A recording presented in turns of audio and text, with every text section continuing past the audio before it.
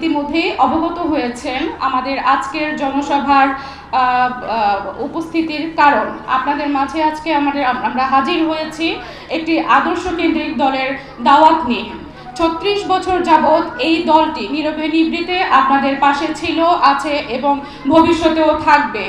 আজকে এই দলের ২১ লক্ষ প্রশিক্ষিত সোলজার জাকের পার্টির চেয়ারম্যান স্যারের একটি মাত্র নির্দেশে সারা বাংলাদেশে তারা ঝাঁপিয়ে পড়েছে, আপনাদের কাছাকাছি আসার চেষ্টা করছে।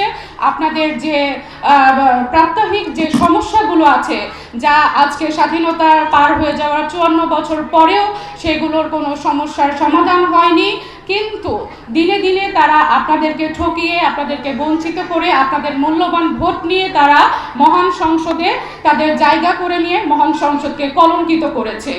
আজকে আমরা সেই দলের পক্ষ থেকে দাওয়াত নিয়ে আপনাদের কাছে উপস্থিত হলাম।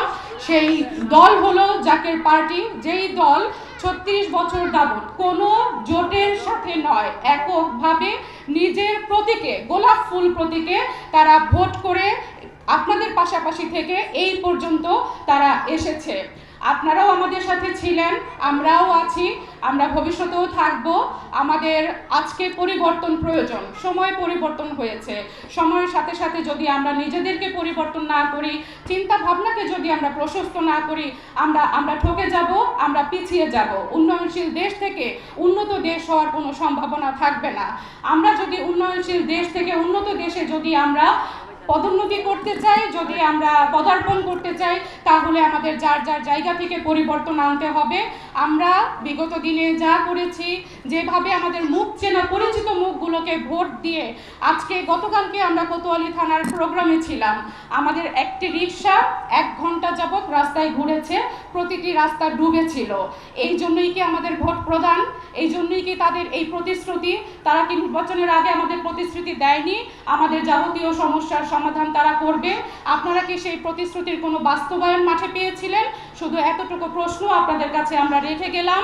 আর আমরা দাওয়াত দিয়ে গেলাম একজন যোগ্য নেতৃত্বকে আপনারা ভোট দিয়ে পবিত্র নেতার আগমন ঘটান। এই দেশকে পরিবর্তন করার দায়িত্ব আমাদের। আমরা সবাই মিলে 18 কোটি জনগণের সাথে জাকের পার্টির জোট, কোনো জোটে আমরা নাই, ছিলাম না, থাকবো না। আমাদের জোট আমাদের দেশের সাধারণ মানুষদের সাথে। আপনাদের সবাইকে নিয়ে আমরা আগামীতে নির্বাচন করব। আপনাদের মূল্যবান ভোটটি আপনারা অবশ্যই যোগ্য প্রার্থীকে প্রদান করবেন।